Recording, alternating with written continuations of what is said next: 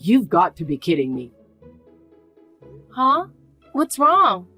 Why are you snapping at me? Lunch today. Come on. How long have you been married to me? Is there something wrong with lunch? Wrong? That thing was inedible. So you're saying it wasn't good? It was beyond bad. How could you even serve something that awful to your husband? Yuck. A man like me who's on the fast track to promotion at work, eating something so gross? But you still finished it all, didn't you? This is getting old. Could you stop texting me every time? What's with that attitude? As your husband, I'm just trying to give you some valuable feedback on your cooking. So tell me, what was the worst part of today's lunch? Do I even need to say it? The meatloaf. I mean, it was probably supposed to be the main dish, right? You're really dropping the ball as a wife, you know that? Are you seriously saying that? What? Can't I speak my mind? I mean, you do remember that meatloaf has always been your favorite dish, ever since you were a kid, right?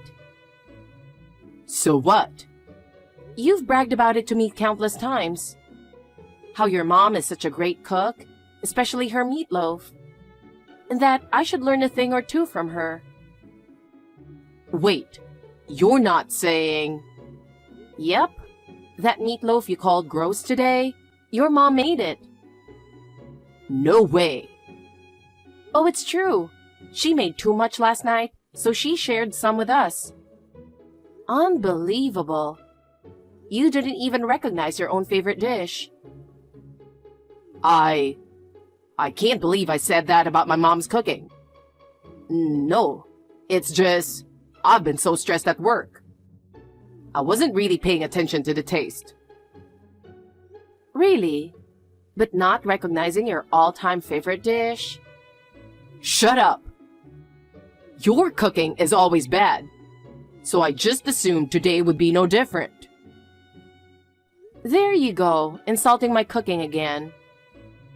Anyway, today's meatloaf was made by your mom. So, if you've got complaints about the taste, why don't you take it up with her? How could I possibly tell my mom it was bad? You don't seem to have any problem saying that to your wife. But a wife's job is to make sure her husband has good food to eat. Enough. Isn't today your last day at work before Christmas break? Stop wasting time on this nonsense and focus on your job. Damn it. I really should have kept my mouth shut. Hey, can I talk to you for a second? There's something I wanted to discuss about Christmas. Sure, what's up? Is this about preparing Christmas dinner early? I just started my vacation, so I'm free to come over whenever you need. Oh, no, not this time. Oh? So, I mentioned that we're hosting 25 people for Christmas this year, including Tom's grandmother's birthday celebration, right? Yes, I remember. We were talking about how massive the Christmas dinner would have to be with your sister. Yes, exactly. But then Dave suggested that it might be too much work. So he offered to order Christmas dinner from a restaurant for all 25 of us. He's even covering the cost, so we're taking him up on it. Wow, that's incredibly generous. But what kind of order are you planning for 25 people? Well, we decided to go for a bit of a fancy course to make sure everyone enjoys it. What's on the menu? For starters, we're having smoked salmon and avocado tartare. Then, for the main course, there's roasted prime rib and turkey with truffle sauce. That sounds amazing, both dishes. Right? Dave is really looking forward to it too. We'll also have mashed potatoes and green beans, sautéed in almond butter, as side dishes. And there's more, but I can't remember it all right now. That sounds so impressive. It's going to be a true Christmas feast. Exactly. And for dessert, we're planning on pumpkin pie and pecan pie. Oh, wow. Everyone is going to love that. What a wonderful plan. And his choices are spot on. Isn't he? Last Christmas, we put a lot of burden on you. But this year, we want it to be something everyone can enjoy together. Last year? Yes. I feel bad about how much we relied on you last time. I had hurt my wrist after falling down the stairs, so I couldn't handle a knife. My daughter had to go on a last-minute business trip overseas. And Dave? Well, he's okay with simple dishes. But a full Christmas dinner was too much for him. In the end, you ended up doing everything by yourself. It was unavoidable, really, and I didn't mind at all. I actually enjoy cooking, and I got to try out some new recipes, so it was fun for me. That's what I appreciate about you. But this Christmas, just relax and enjoy the restaurant's Christmas dinner with everyone. Thank you so much. All right. Talk to you later. Yes, take care.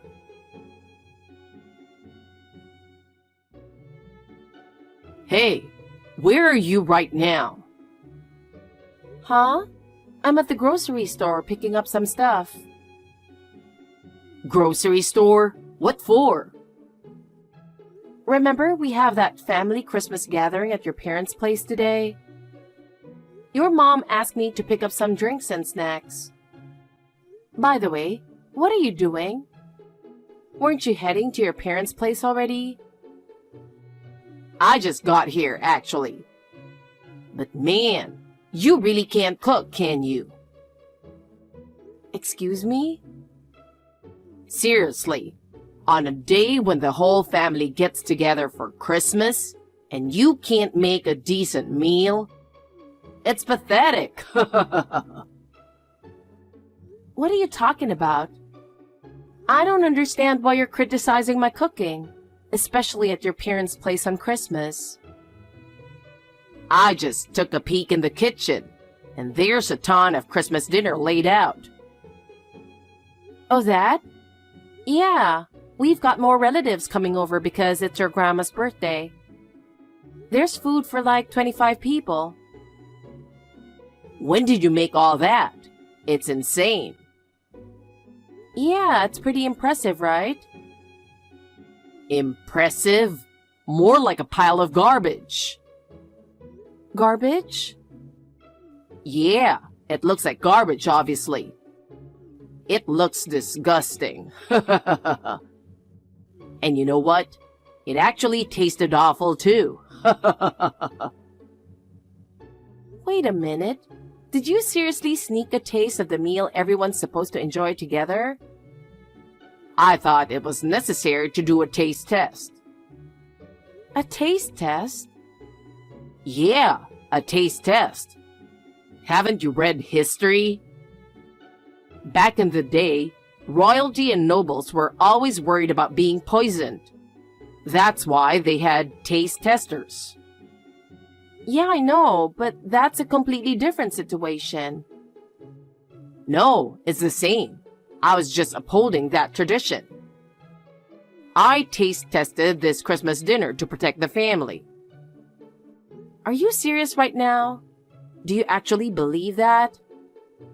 We're not royalty and nobody's trying to poison us. This is a family celebration. Sneaking food before the party even starts is just plain rude. I don't trust your cooking, so I threw out the entire Christmas dinner you made for 25 people. What? You threw out all 25 servings? Yeah, I threw it all out. What? Why would you do that? It wasn't poisoned, was it? It wasn't poisoned, but the taste was the real problem. Don't serve bad food to my family. No way. I didn't even make anything. What? I told you, didn't I? Since this gathering is huge and it's also celebrating your grandma's birthday, your dad suggested we order Christmas dinner from a restaurant. Wait, that was all from a restaurant? Yeah, a high-end restaurant. No way. You really didn't listen to a word I said, did you? And couldn't you tell just by looking? There's no way an amateur could make a meal like that. I just thought Christmas dinner was usually homemade. But making dinner for 25 people is a huge task. Last year, you made everything yourself. Yeah, but that was only because there was a bunch of issues, and I ended up being the only one who could cook. I heard your dad paid for the entire Christmas dinner this time. Wait, my dad did? Yeah, it cost around $5,000 for all 25 servings. 5,000? Well, it was from a top-tier restaurant. That's how much it costs. Oh, man. Seriously, did you throw away all the food in the kitchen? I did. What were you thinking? Wait a minute. What's wrong? Something's happening in the kitchen. I bet everyone's realizing the Christmas dinner is gone and they're probably freaking out. Oh, no.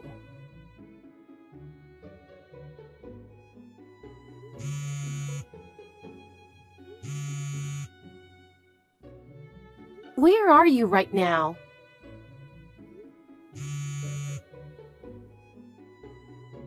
Answer me. I can be wherever I want. You ran away, didn't you? Shut up and leave me alone. Everyone's furious. Not that it's a surprise. They know it was me?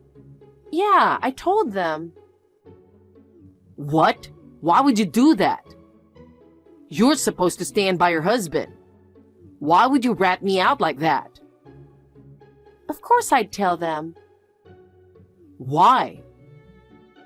Because this whole mess started with you trying to mess with me.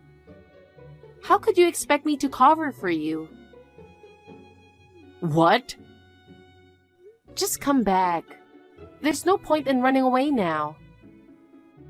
There's no way I'm going back to that disaster. You're the one who caused this disaster in the first place. What? Just get back here now. No. I didn't do anything wrong. Are you serious? This is all because of you, the lousy cook. You should be the one apologizing to everyone. Just say, it's all my fault because I couldn't make a decent meal for my dear husband. We've been searching everywhere for him. But he's nowhere to be found. You checked the house, right? Did you have any luck finding him? No. I searched every possible hiding spot at home, but he wasn't there. I see. Where could he have gone? How are things over there? Everyone's still furious, of course. I mean, he did ruin his grandmother's birthday celebration after all. Exactly. And on top of that, he's running away and trying to pin the blame on you. Not to mention, this whole situation stems from his constant criticism of your cooking, which is ridiculous since you're such a great cook. It's hard to admit, but he's really turned out to be a real jerk. I honestly don't know where we went wrong raising him.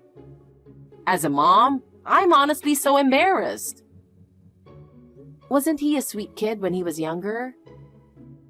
Yes, he was. When he was little, he was so kind and thoughtful, always helping out around the house without a fuss. If I was busy, he'd even jump in to wash the dishes. And whenever I made meatloaf, he'd rush into the kitchen saying, "I'll help, Mom." How did he end up so twisted? Maybe we were too overprotective. I'm really ashamed as a mother. Please, don't be too hard on yourself. This isn't about raising a child anymore. He's a grown man who should know better. Thank you. But still, where could he be hiding? This town isn't exactly full of places to hide. Actually, I have one more idea. Oh? In fact, I'm already there, and I'm pretty sure this is where he is. Really? Where is he? I hate to burden you further, especially on Christmas. But this situation isn't going to resolve itself. Where are you? Could you bring as many of the guys as you can and meet me at the address I'm about to send? Okay. I'll gather everyone and head over. You know, hiding isn't going to help you. What are you talking about? Everyone in the family is looking for you. You might as well give up and come out. Did you apologize to everyone yet? I'll come back once I know you've done that. No one thinks I'm the one at fault, so apologizing wouldn't make any difference. What? The truth is, you're the only one who thinks my cooking is bad. Then I'm not coming back. So you're really going to keep running, huh? Yeah, like you even know where I am. Well, if you finally admit your cooking is terrible, and admit that it's all your fault and apologize, and that you'll pay the $5,000 for the Christmas dinner thrown away, maybe I'll think about it. Do you really think I'm going to do something that ridiculous? Then I'm not coming out. That's fine by me. What? I already know where you're hiding anyway. Huh? There's really only one place you could be. Wait, what? You're at the apartment of a woman, the one who works in the cafeteria at your office. She's 35, right? How do you know that? I started suspecting you were cheating as soon as you began calling my cooking bad. What? Think about it. It's weird for you to suddenly say my cooking is awful when you used to eat it just fine.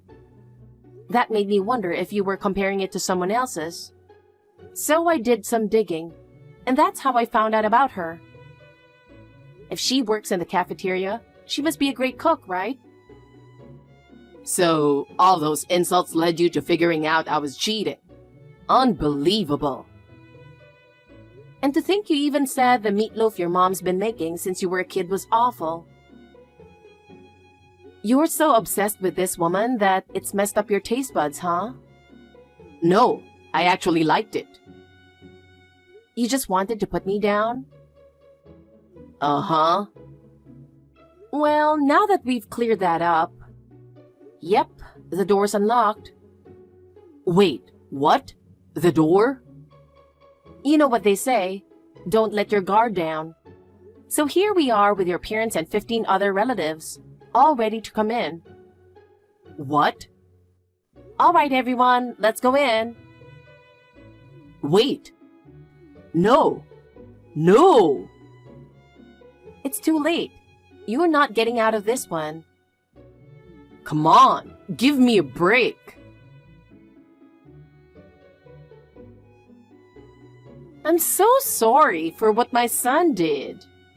Emily, when he threw out the entire Christmas dinner, I thought there was no way we could still have a party this year. But you saved the day by getting that catering service, you know, and managed to turn things around. Thanks to you, we were able to celebrate both Christmas and Grandma's birthday together. I'm just glad I could help. It's such a shame that the dinner Dave ordered was ruined, though. Yes, it's unforgivable to waste food like that. I'm really sorry. It's all because we spoiled him too much as parents. Please don't feel that way. This isn't your fault. Besides, the divorce with him is finalized and I got the alimony. So everything's settled. You don't need to worry about it anymore. Thank you, Emily. You're truly kind. But I do want to keep you informed. Of course, go ahead. We've disowned him.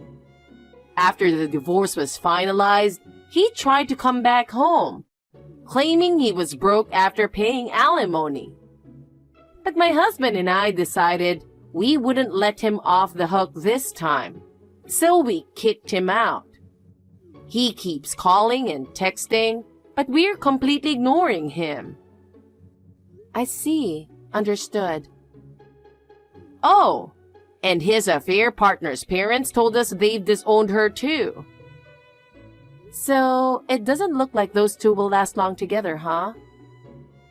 You think so too? Yes. Jason is about to get a reality check in that marriage. Ah, I know what you mean.